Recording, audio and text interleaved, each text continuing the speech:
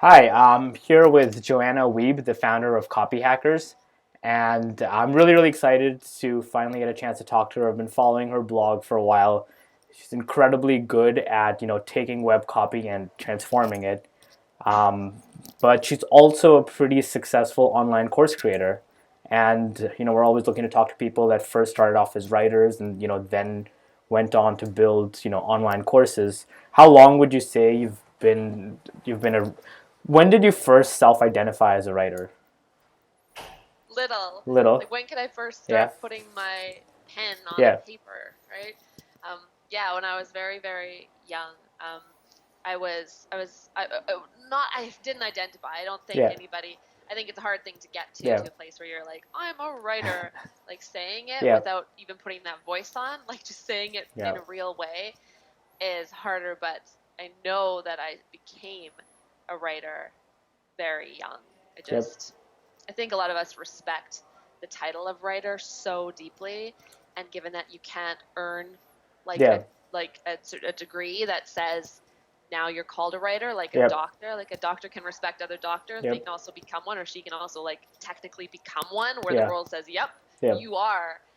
But writers, I think we're all like, "Oh no!" If you compare yourself to writers, capital Yeah. W, then it takes a long time to So identify. it's so funny. We have sort of the similar challenge where we want to tell people to self-identify as teachers, Yeah. because it's such a natural thing. Like we teach people all the time. We teach people when we're little, but no one self-identifies the teacher that does not do it professionally.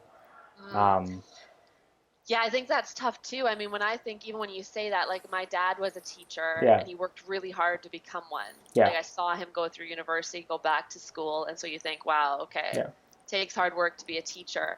Um, and I taught in Japan for a year, Yep. and I felt weird about them calling me Joanna Sensei because Yeah. I was like, I looked around and Sensei is such a large Yeah. title, right? It's as big as doctor. Um, so I didn't feel qualified with that. Yep. I was like, oh, so just call me Joanna, just call me Joe-san or something like that, right? But yeah, so I believe it. I think a lot of us have a hard time saying we're teachers Yeah. too. Did you now And think of yourself as a teacher? I mean, you have a successful online course. Data would suggest that you are now an online teacher. I guess I think of it more Serious? as So, coaching, right? yeah. Because I think of like university professors. Sorry, I had a hair on my tongue. Yeah. No Like worries. university professors and things like that, and they're like they say words like pedagogical, Yeah. and you're like, oh Yeah. well, that's like you get like a thing about teaching, right? Yep. Like I'm often torn between, some people say pedagogy and some Yeah. say pedagogy, and I'm like, Yeah. oh, I don't even know which one to say, so Yeah. I'm like, I clearly don't qualify as a Yeah. teacher. But yeah, hesitate around it, right? Yep. I mean yeah, that's completely fair. From my perspective, I will just always tell you that you are a teacher. We're all teachers. Especially when I mean, you've had students that have gotten an outcome from your course. I would Right. argue that's what being a teacher is, bringing some kind of a transformation. Like I think anyone that like that's the way we think about it internally is if you can take someone to a transformation. Like people ask us what is an online course. I think of it as a transformation for a student, and that's one of the ways I think of courses as like there are lots of different types of books. I think if you're building an online course, you should think about the transformation a student will reach with your course. And that's something almost non-negotiable. A lot of books are like that, but a lot of books aren't really about, a specific transformation. Mm. Yeah, Yeah. when you were so when you so talk us through kind of how you started, how you kind of went from being a writer to thinking about the world of copy and more specifically web copy because that's a very specific topic. Yeah. So I got back from Japan and almost went into law school. I spent a day in law school. I know, right? Dodge A that day. bullet. Yeah. Barely. um, and um, so I was floundering there. My dad had just died, which is why I dropped out of law school. He died the day before it started. Sorry. So I was like, ooh, Yeah. not a good time to become Yeah. a lawyer, not to really do anything like that. And it's one of those moments where you think about what you're gonna do Yep. with your life. Given how short it was, he was only 51 when he died. So you think, life is Yeah. short. Um, And so I was, kind of floundering for like 2 months. I took time to say, okay, well, I'm just gonna like not do anything, which is hard when you have student You're being loans. very harsh on yourself calling that floundering, but fair enough. Well, yeah, I Yeah. mean, I guess, right? If Yeah. you know where I was, then you'd be Yeah. like, okay, just sit down for a while, Yeah. right? Just take it easy for Yeah. a second. But yeah, no, but it's yeah, okay, but yeah, going back, I mean, I didn't really know what I was going to do, is what it came down to. I deferred law school because I didn't want to close that door completely. And I had a friend who was working at a marketing agency, Mm-hmm. and we'd been friends for a while. I had finished my degree in English a couple years earlier, two, I guess. Mm-hmm. And she was like, we're looking for a writer at the agency. We're Yeah. growing. Why don't you apply? Yeah. And, went through the whole process and got the job. I didn't even know what marketing was before I started there. Yeah. Like, I actually had to have her sit down and explain to me, like, because I was like, what do you mean marketing? Yeah. Like, there's the market. What's the ing part? Like, I don't Yeah. get it, Yeah. right? Like, I don't get what? So anyway, so I was completely like Yeah. clueless, essentially. The only thing I could do was write, and then I had to learn all the other things. Yep. So that's what I did, and yeah, that was the path. That's what led me to that, is not being quite sure what I wanted to do, knowing that I wanted to Yep. write, but I also had student loans to pay, Yep. and I'm a rather practical person. Yeah, but how did you get good at it? Like, I mean, you come into this world, knowing a little. I mean, you're presumably you've always been a good writer, at least in, you've known how to write. But how did you kind of take this broad writing skill and hone it to be, specific? Like, how did you get good at it? Did you have a mentor? Like, was there No, was I it didn't. I was totally self-taught? self-taught. Yeah, completely self-taught. I didn't even know that. I was completely like about as clueless as you can get Yeah. about it. Like, I think I look around now and Yeah. everybody I know knows what marketing is. Yeah. Like, children know what marketing is, and Yeah. I'm like, wow, I Yeah. was like totally Now they in call like it growth peak. hacking. Oh, don't So, get me yeah. started. I Right? I hate that there term. are growth hacks, but Yeah, anyway, yeah. we don't need to Anyways, get yeah, into that's that. digression. But yeah, so I was pretty clueless. I had to learn everything. I didn't know even that, the term copywriter was like a real thing. Like, I knew it existed. I knew it sounded boring. Yeah. So I didn't want anything to do with it, and thus I didn't look up, like, I didn't look for books on how to write copy. I didn't look for blogs on how to do it. I just started doing it, and trial and error in a lot of ways, which is tragic, but there was a lot of work to be done there. So I got a lot of practice in ways that, like, if you're a freelancer right out of the Yep. gate, don't get necessarily as much hands-on practice. I was the only writer there, and nobody else identified as a copywriter or even like a creative director who had that kind of Yep. background. So it was just trial and error. But thankfully, there's a lot that comes from the writing world, like short story writing, Yep. right? If you're going to write a short story, there are things that has in common with writing a web page. Not a lot, Well, but enough that I knew not to start the page with like welcome as like yeah, the eighth one, right? Like, and not boring people, presumably. right, Yeah. exactly, right. And starting in the middle of the action, right? The chaotic middle, or in media res, is like the Yep. practice that writers follow, and copywriters do as well if they're any good Yep. at it. So that was how it started, but it was rocky, and then eventually I started like Googling. It was Then you discovered Google. Life got easier. exactly. I mean, it Yeah. was 10 years ago, Yeah. so there was not the content Yeah. online that there is today, where today you could get a copywriting education just by reading intensely on a lot of blogs Yep. and reading my ebooks. No, I'm just kidding.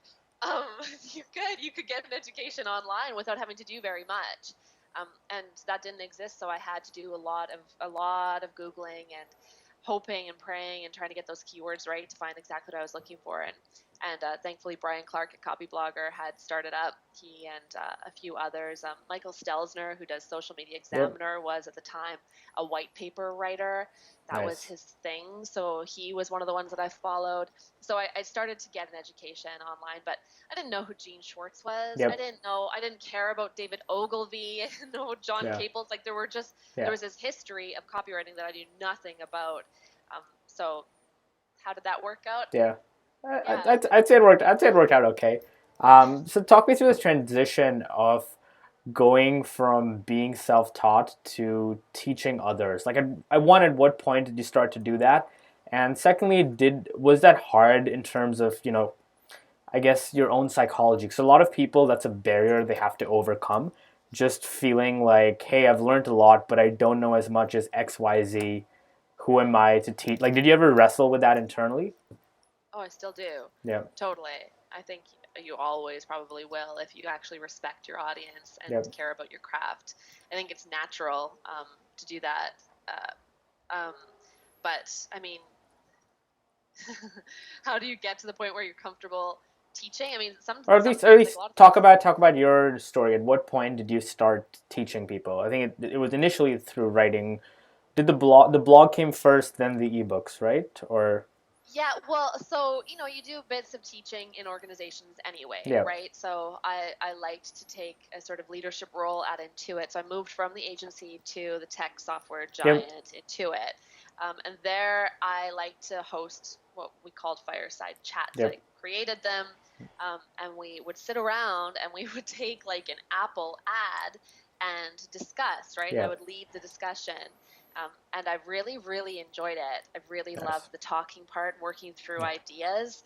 I think 'cause I really liked like an academic environment. Like if I could have stayed in school forever, the English major in you is coming out in the fireside chats. Right. I know exactly.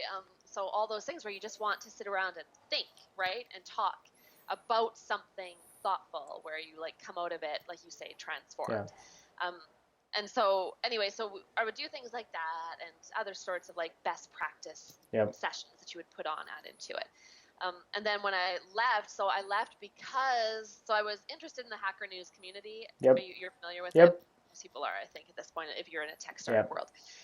And so I had, there's a gentleman named Sharif Bichet who now runs Dev Bootcamp. He did a show HN where he had come out with this new task management, project management solution, but it was for developers. And he was like, he did a show HN, said, hey, HN, take a look at this. And I was one of the people who did. And I, gave him a few notes about his copy for his homepage. And then I said I'd follow up with more thoughts if he wanted them.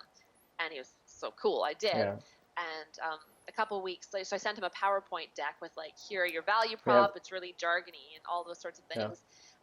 And then a few weeks later, he posted on Hacker News, and it shot to the top of Hacker News, how the HN community really helps each other. And he used my experience with him as a big example of that. So it was like the core of the post. It shot to the top. It stayed up there. I got home. It was my birthday. I got home from dinner, and I had an inbox filled. Filled. And it kept coming in, right? More emails. You get through one, and 3 more just popped in. So I had all these emails from startup founders who were like, can you do that for me too? Can you do what you did for Sharif? And so the first 10, I was like, sure, send me your URL. I love it. And you were just doing this for fun at this point. Yeah, it's still for fun. I'm still at Intuit. I'm like, okay, I'm like comfortable in my job at Intuit. I got to work from home, so I frankly had a lot of extra hours in the day when you're not like in an office environment. I think everybody who moves out of office to home knows you're generally more productive at home. So anyway, I had these extra hours, and I was like, okay, well, why not, help you guys out? By the time I reached the 10th person, I was like, I have to start saying no. And so to those people who I had to say no to whom I had to say no, they said, well, why don't you write an ebook or something? Like, why don't you, surely these rules, there are universal rules here that aren't just like, okay. So I was like, well, okay, maybe I can try that. So I took those 10 people that I helped, 10-ish, I don't remember, it was 9 or 11, whatever it was. And I turned them into case studies. So I said, we went from, and they weren't A/B tested because traffic was just so low on of course sites, right? But it was a before and after thing. Like, here's where your copy was, here's where we take it. And then I was, again, still adding to it, so I was chipping away at this. Yeah. But then I turned it in the summer after that. So that happened in October. By the summer, I had this like 250-page Nice. massive book, right? Like it was huge. And I sent it to some beta readers, friends in the tech community. Yep. And they were all like, no, that's like super long. I will not Yeah. read that. Like 250 pages ebook. I'm printing it out. How many words is that? Like, it's. I think it was nearing. I think it was 90,000. Oh, something. wow. Yeah. Yeah, I think it was a lot. Yeah. 80, 90, somewhere in there. There's a lot. But so I was like, okay, well, maybe if I break this up into smaller pieces. If the problem is that you don't want to print it off, okay, well then if you want to read in small chunks, okay, well let's do that. Yeah. So I turned it into 4 small ebooks and then launched that on Hacker News. Nice. And got to the top of Hacker News, and that's where it started. Nice. All of your stories, people are going to listen and be like, well, she got at the top of Hacker News. I can't do that. Like, this is not something. But that's really cool. So then you went from the ebooks to then launching the blog? Yeah, and just to back up, Hacker News is one of many Yeah. forums up there, Yeah. right? And I was already engaged in it, so I would say, if you want to move into a place where you can write something, give yourself a little time and get into that community. Yeah, absolutely. Post, right? So, and you can, because there's no reason I should have. Why did that shoot right? There was no magical anything. It was just getting involved in the community. But sorry, what was the question then? Because I just wanted to back up. Yeah, so the question is, you started out, so the ebooks came first and then you transitioned to starting the blog? Oh, well, I had the blog kind of started. I had like 3 posts. You had 3 posts in like 2 years. It was just sitting there and then... Kind of, right? Because I was like, I don't know. Like, I didn't know what it was going to become. I had just left Intuit. And I was like, well, I can't launch the books without like a blog, can I? So I like started like putting little blog posts together as I was like getting the book finished, the ebooks finished. And then though, once the books went out, they started making really good money. We made good money very quickly with that. I mean, at the time, it felt like very, very good money, right? Just for having published a book that by yourself. What was the price point for the book? Oh, you could get all 4 books for, I think it was $13 or something at the time. So what would you price this? What would you price the same thing at today with everything you know? Oh, well, I think it was still a good strategy for launch. I do. Nobody knew who I was. It's not like I'm Steve Blank and I can point to this huge history, right? And say like, now pay me thousands. And everyone's like, okay. Yeah. So I mean, I don't know that I would change it. I know that pricing low is not necessarily the way to go, but because it worked so well, it really kicked off the Copy Hackers brand, and I can't fault myself. Were you consciously thinking about building an audience and stuff that way, or just was incidental almost? It was an experiment, right? Yeah. Like Lean Startup was at its peak, I think, at that moment. Yeah. This was just coming up on 4 years ago, and so it was just an experiment. We're like, well, let's just put it out there. It's PDF only. We didn't invest in Mobi or GitHub or anything. I got the cover design for a couple $100 on 99 Designs, and that was it, right? Nice. We had WooCommerce, which we still use. It's great, but it's also very inexpensive. And we're like, if it doesn't work, we put a couple $100 into it. It's fine. We'll move on with our lives. So, no, I wasn't planning on it. I was just experimenting. At the time, you never thought of, hey, I should build an email list. It was just like, I'm going to write a book and see if people like it. And people like it. I should have built it. Exactly. Yeah. And that's where learning from other people today is good, because given all the traffic I got from Hacker News, I could have had an instant list, right? It could have been 10,000 strong on day one. Yeah. So there was a lot of traffic coming in then, but I got the sales, and that was like what I needed to get started, I guess. But I wasn't. But like I think that's pretty common. Most people that are starting out, none of us are that optimal up front. Everyone's kind of like messing around, like, hey, maybe this works, maybe this doesn't. And it did work. And, I mean, if only you knew, right? If only you could see what things might or might not become. Yeah. And then, so then you start having success with books. And then you're like, okay, I'm going to take this blog series. And then, like, what was kind of the transition after that? Well, then I did start reading. Once I saw that there was something to it, I started reading about like what I should be doing. Yeah. So I saw that people that I thought were doing cool stuff were blogging at least once a week. And I was like, well, there's so much that I left in Yeah. that draft, the big version of the book. So I knew I could, if I got, hard up for material, I Yeah. could go Just- through that if yeah. I needed to. And even beyond what went in there were so many other things I didn't get to touch on.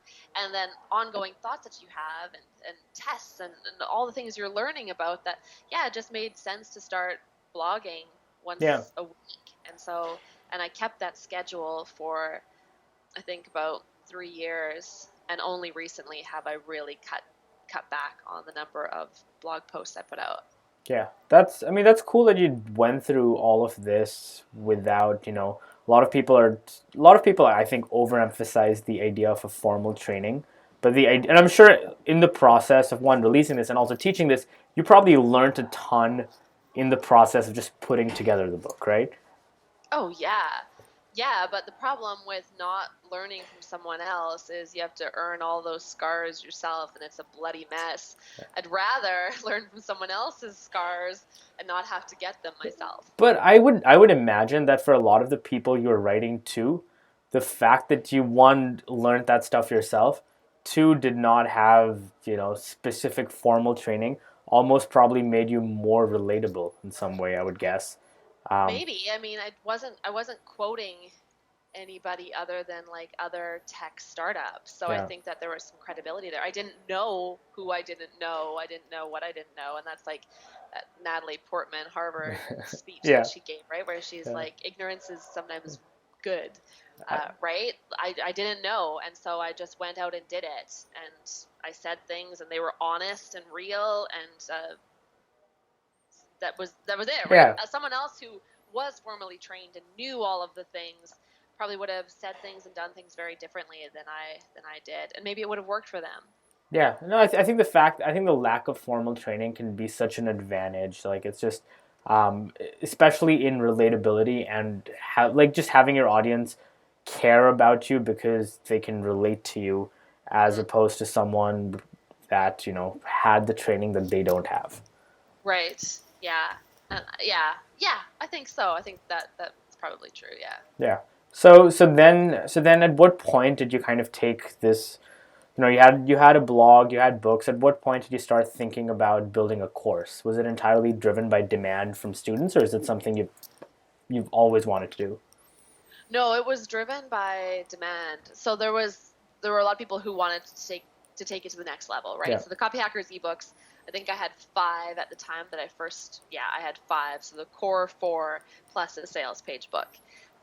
And so um, people bought those, right? They were selling on AppSumo. We did a lot of promotions there. So we Nice. had a lot of people who were getting them. Yep. And then of course, a lot of them wanted to go further. Some end up not reading them, of course, until a couple years Yeah. later, which is fine as long as eventually you do. But then those who That do that always happens. And Madden, like part of our job at Fedora is telling teachers that don't feel terrible if you build something amazing and people don't consume it the way you think they want to. Like it's not on you. You're fighting human nature there. Yeah, Like totally, right? Like they have to watch from their home computer. The distractions are ridiculous and all the other things they can do. So I know it's and you're a selling tough and you're selling people almost the idealized version of what they want to be. It's in some ways similar to I like to compare a lot of courses with exercise bikes. Like a lot of people that buy them want to use them. They want to get on the bike. It's not like they're unhappy with their purchase, but they get distracted with the next like fun thing they want to. But if you ask someone, they always intend to get around to it. It's not like, hey, I bought it, I want a refund. It's like, no, I want to do it, just Yeah. not today. Haven't got there yet. Yeah. I know. I have I mean, I'm guilty certifications. too. So I am too. Yeah. I totally am. I have Yeah. to have time blocked out, but I have certification students as well. So copywriters that want to really intensely study copywriting, and some of them, like, you have to take an exam at the end of a year, and some of them from 2 years ago have just started on their exam. You're like, but you can actually use this for your job. You Yeah. realize that, right? Like you Yeah. could make more money. Yeah. No, you don't want. Okay, if you Yeah. don't want to, just come around eventually. But Yeah. it's tough to get them over that hurdle. Yeah. That's for sure. So you then created the video course. Mm-hmm. And how is that experience going from being, someone that's like writing is a form factor that's always been comfortable, something you've always done. How is the transition going from writing to creating, a video product? It's tough. That is the opposite message we're trying to telegraph. I'm gonna edit that. No, it's a shift. Of Yeah. course, it's a Yeah. total No. shift. I script everything to the word, Okay. and then at my first course I didn't. My first course I had bullet points that I wanted to cover, but then I would go off script so often. Do you think that was bad? Like, I mean, It was bad for editing. yeah. I was producing the videos all by myself too at the time, right? Yeah. Again, keeping it lean until Yeah. you know. And so it was hard to edit. I would say it's been better. So the first time around, bullets, recording myself, and then producing myself was a pain in the butt. And I would strongly recommend that everybody who's putting out a course, find a local videographer to come in and record and do all the production, because I did that most recently with my past 2 courses, and it changes everything. Yeah. Did you how legit was your setup? Did you go like teleprompter, or did you just? Yeah, I had him bring in, because when I was just sitting there in front of my Nikon before, my DSLR, it's like hit record, haul ass back to your chair, and like hope that you look okay and that the mic is working right and you're sitting in the right spot and nothing bounced. So it's tough, right? That old setup. And when you compare that to hiring a local videographer, who, like the guy that I work with, he only charged me like $2,000 for my first video series. And when you think about what you can make on a course, it is negligible. Like it is not a big deal at all. It's actually like money extremely well spent, because you have so much extra time after that to work on the sales and promotion for the course instead of having to produce it. But so I hired this. Is that including editing and stuff too? Yeah, it was everything. Like this guy, I hope he's not watching, because he'll be like, "Oh crap, I'm supposed to raise my prices." Like, he's amazing. The videos turn out really well. Audio is great, so you don't get any of those complaints, right? Like, so when I first did the course, I had people who were like, bless their hearts, they'd be like, "Oh, Joanna, your audio is kind of off." So what were you using this mic for your audio, or what were you do? What was your first course setup? No, I had in my DSLR, I bought a special. Oh. It still didn't work. It was still like, and so this one gentleman was very nice and said, "I've actually just gone through and improved all of your audio. Here you go." And I was like, wow, such a nice community. That deserved to go to the top of Hacker News. Yeah. But all of those, nice things that happen, thankfully, right? But you can't just depend on the kindness of strangers. So eventually you have to like get your stuff together and hire somebody. And he was very affordable. This guy that I use, look for someone affordable. I'm positive there will be someone near you. And if they're not in your town, drive the hour to get there. And he has his own lighting. He has great audio. He has a teleprompter, so I send him the scripts in advance, and we like work everything out. And then he goes away. He drives away, and later he sends me a Dropbox folder with like the produced. Here's one to look at. Do you like it? Yes, I do. If I don't, make edits, and then he does them all. Nice. I just have to like put them up on the course. It's amazing. Nice. That's great. The advice we've been telling people is, for your first course, just focus on getting stuff done, and then when you know you're going to be successful, then go to a videographer, go to someone to make it really, really easy. The first time, I don't know, I feel like you're always held back by a lot of things, like, hey, I don't want to put my face on camera, to which, outside of get over it, one of the pieces of advice we have is just use Keynote, use screencasts. Like, if you focus on taking your students to the outcome, like, people are willing to put up with stuff. And then when you're kind of confident that, your course is going to sell, that's when you invest in having the right, equipment and so forth. Yeah, I think that I agree with that. Yeah, I mean, you're the expert. From my personal experience,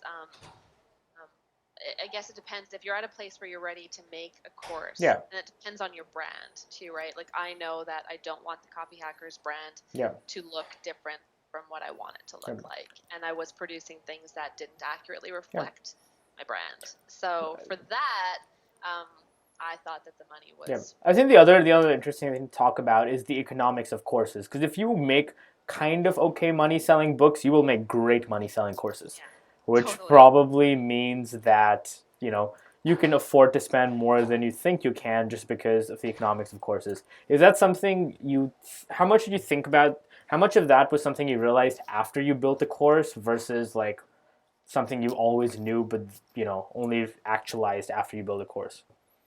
About like the investment?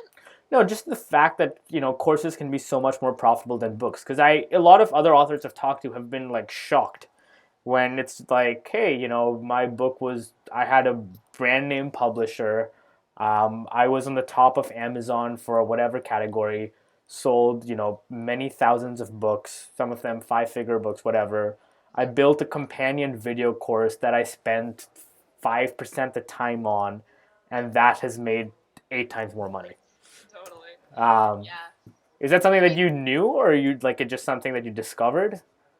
Well, I knew like I had friends that I'd started to like thankfully make good friends with people who were doing this kind of thing. Yeah. And they were making good money. Yeah. So I was like, well, maybe we will too. We'll try at least. And yeah,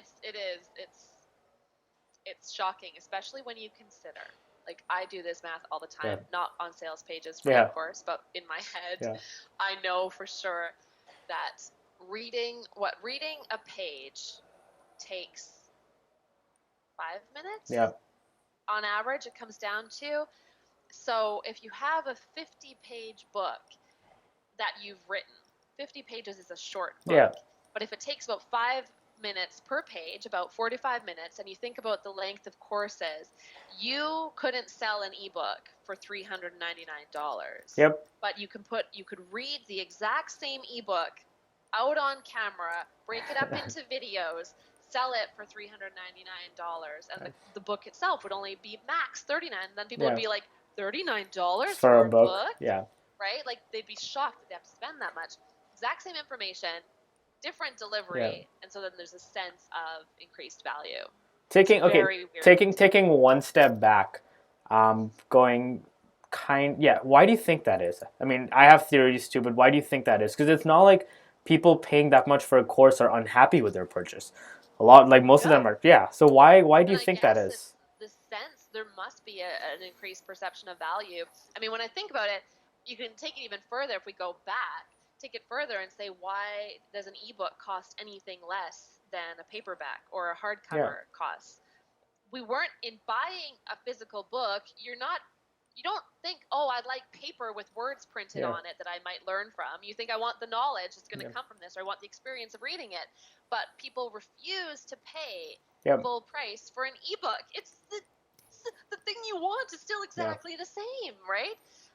But it's the course. It's the same thing. It's just like amplified by 300 times or something, not that much, but a lot, to get that book into a course. I think the way. Know why I think the way I actually think it's the other way around. I don't think courses are overpriced. I think books are underpriced. Like I think it's absurd, considering the transformative power of a book, that it's what you can buy books for like $6, $8. Like it just does not, you know. I think I agree. Yeah. I think it's the same thing. I don't think courses are inflated. I think the pricing is just deflated, which can be good. So you've got access for everybody to get the book, but it's bad. But the messed up thing though is, at least from the data we've seen, is the more people pay, the more they actually use the material. Yeah. So the whole idea. I don't like giving away free things. I don't need to charge for my ebooks. Yeah. The Copy Hackers business doesn't really feel an impact if we don't charge for the ebooks. We can give them away and make the world happy that they're getting them for free now, but no one will read them. That's the no problem. one will do anything with them. That's the problem I have with the whole narrative of like, hey, free education, access for everyone. It's like the free courses we have, like 70% of people don't watch 2 lectures. Like what? Like I'm all for democratizing education, and But like that's the big problem I find with that narrative. Um, okay, let's take one step back to the production, right? So how did you kind of go from completed book to course? Like what was your process of, I mean, I presume you didn't take the book, copy and paste it into a teleprompter and read it out. No, no. For my first course, I decided to take, because I'd heard from users or readers what they were interested in a Let's lot. call them readers. Yes, the readers. Sounds more personal. What they had said was that they wanted to see how to optimize their homepage largely, from zero to finished. And I know optimization is never finished, but like for a process. So beginning, test. So I was like, okay, well, I've been working with clients. Why don't I just like take one of those and build a course around it, like a case study? So that's what I did. I'd been helping App Design Vault redo their site, and they got a really good lift, crazy good lift on the homepage. Nice. And I was like, well, this is a course waiting to happen. So I turned that into a course, the whole process of looking at the site, assessing it, doing the surveys to find the messages, and put all the actual materials that I used in the course, as well as then templated them, right? So took them from the finished form to like, here's what you would fill in, like here's what I filled in, and that was the course. That's where that came from. So it wasn't a book form at all. It was something. So it was just a case study that you essentially made into a course. Yeah, I mean, it's a case study with your thought process along the way, right? Like, what makes a person... Did you do it live? Or did you be like... Did you do it live? Like, or I guess you waited for... Yeah. I waited until the end. You waited until you knew it was going to turn out well. Well, there's that, right? There's that. But even a losing test... Yeah, doing it live, I was just going to say, doing it live is always worth it, because even if you fail, you'll learn a ton. And people like reading that. People find it like the authenticity of like, hey, we tried this, but it sucked, and here's why I think it sucked. Is also people like that. I think reading that more than they like anything else. I don't know how much they would. They want to pay for it. Yeah, fair enough. For that necessarily, but it could be. It's good. Seeing those are good too. But yeah, definitely knowing that it won in the end and did really well for the business. I mean, it made for a good case study. It would have been cool if along the way I had recorded it, but that didn't happen. I made notes along the way because I was thinking throughout that this should probably become the next course. Did you ever take a specific book and make that into a course? Like just the same title? One of the big questions I get from people before they sign up for a course is this already covered in your Ebooks? Oh, okay. So if the answer is yes, then they're like, goodbye. What are you doing then? So no, the answer is always no, it is not, or 90% of it isn't covered, because the core concepts are always going to be the same, no matter if it's the course or the books. Nice. And how do you think about pricing for courses? You briefly mentioned 30 times more, but I don't think you do that. How maybe? No, it depends. I mean, I think charge for value, right? And if people, I think that our ebooks are priced. How much have you experimented with pricing versus? A lot. Okay. A lot, yeah. We've experimented, and we've of course had friends experiment who've shared their takeaways or learnings with us. But every time it gets trickier. The larger your audience gets, I think the trickier it is. Yeah, people aren't a huge fan of A/B testing pricing in general. That is so hard to do, right? Especially with social media, man, you could get totally screwed. So no, price testing is hard, but trying different things is easier, and hoping to do that, in an intelligent way, so you learn well. But it's always tough, and I think that for the courses, the idea is if you want to go deeper, well, what reason do you want to go deeper? Is it because you're finding success with copywriting already and you want to take it further? Then you should probably pay for that. Is it because otherwise I think the books are great for people who are on a budget. If you just want the basics well presented to you with lots of examples and the exercises, people like the Copy Hackers ebooks. Go do those, and they're less expensive. It's $120 max to get all of them, or you can buy them one by one for $20. So go do that. But if you want more, we're gonna charge more. And that's would you be open to sharing approximately what percentage or how your sales from courses compared to your sales from books? Just in like, this makes X times more, or something relatively abstract. The course makes at least 10 times more than our books make. Yep, that's about what we hear. Yeah, I'd say. Yeah, I mean, it depends also on the course. We have a new one that we're about to launch a couple weeks from now, and we'll hopefully see how on Fedora. It is. Yeah. It is. We're gonna use it for the first time. So it's exciting. Yeah. Yeah, but no, the course is night and day. Yeah. So what okay, let's bring this back to kind of the what we're trying to get at this interview.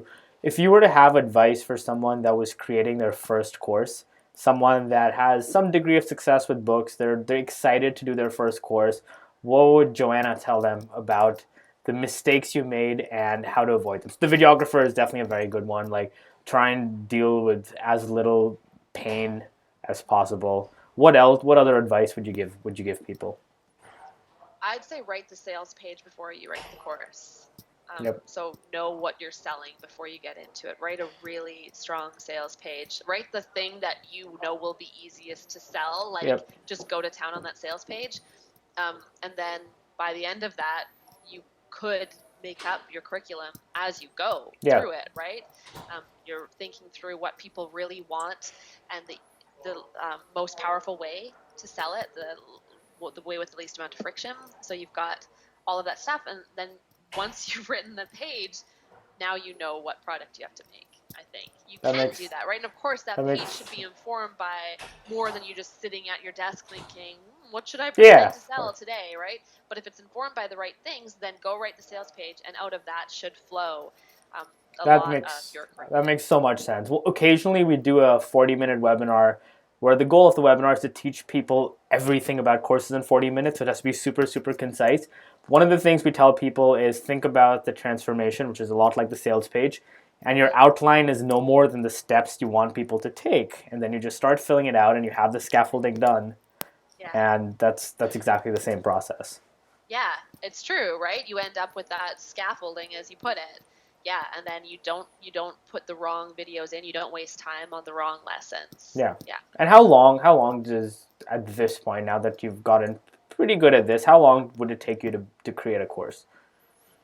Oh, jeez. Once you actually... As I said, now that you've gotten pretty good at it, you're like, yeah, maybe. Just... Well, we'll see how the next batch goes, and that'll help me decide if we're any good at it or not. No, I'm just kidding. It's been good. But how long does it take? Everyone's different. Each time has been different. We've only done 3 courses. Yes, 3. Other video things on the side, right? But 3 courses. And I guess this most recent one, the recording itself for me only took 7 hours, I think, over 2 days. That was so amazing. Actually scripting, when it comes down to it, I assume probably like 50 hours, I would say, because it doesn't take much to fill up a video script once you know what you're going to talk about. Finding the examples is included in that. I haven't done all the worksheets for it. It's probably going to take another 7 hours or something like that.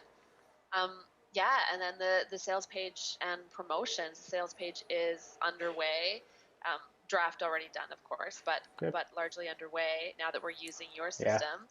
And then it'll be a matter of working on those sales emails, and those are going to take time.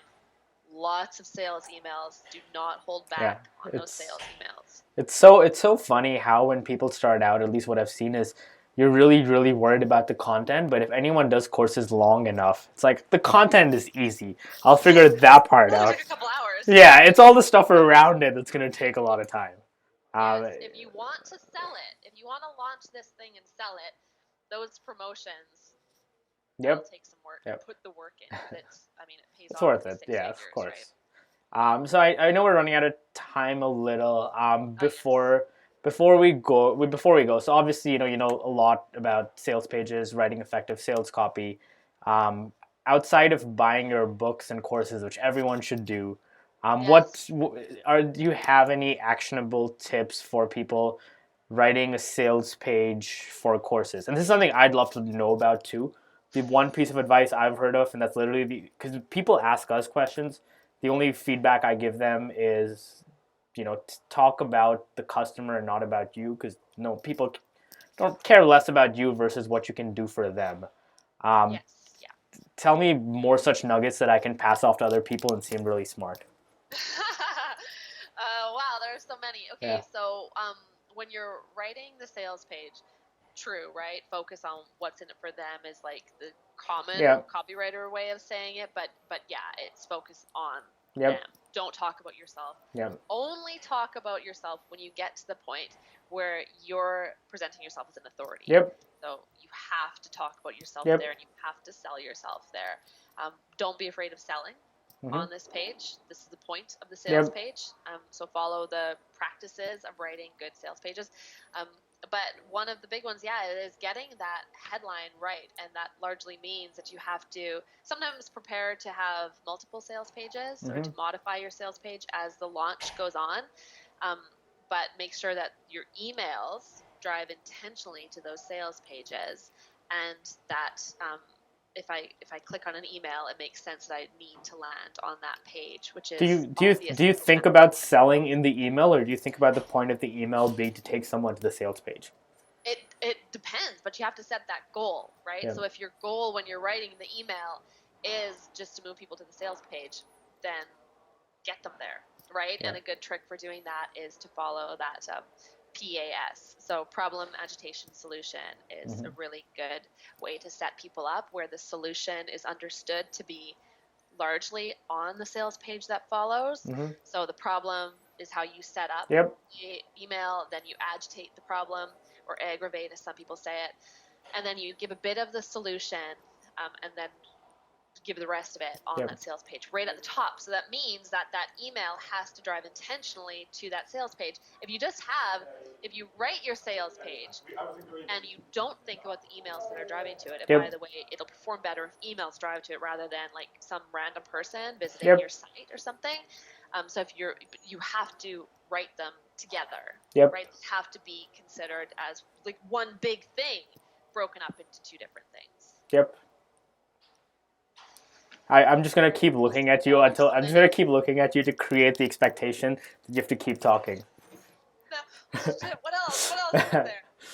Demonstrate though. Yeah. Also be sure to demonstrate on your sales page if you can. Demonstrate in some way how this course is going to work. And if you have video testimonials, bless you. Yep. That's much better than not. Yep. But it's hard, but it's worth it. Yep. All right. I'll let you go now. We've already gotten a lot of good stuff, but it's been so great talking to you. If people want to hear more about you, hear more from you, where can they find you? On copyhackers.com or on Twitter @copyhackers, and there is an S on the end of that. There's a gentleman who's @copyhacker, and he doesn't like getting tweets to us. Yeah. Have you tried asking him for his handle? No, because we're copy hackers. Yeah. We're not S-less, but people drop the S, and then the poor guy is like, I think you mean copy hackers. We get that quite a bit. He actually replies. That's great. He seems very Bless nice. his soul. Yeah, so that's where I am, and otherwise, airstory.co. That's our new thing. Awesome. It's been great having you, Joanna. Yeah, thanks a lot. I hope people got good stuff out of it. Yep. Good luck with the courses.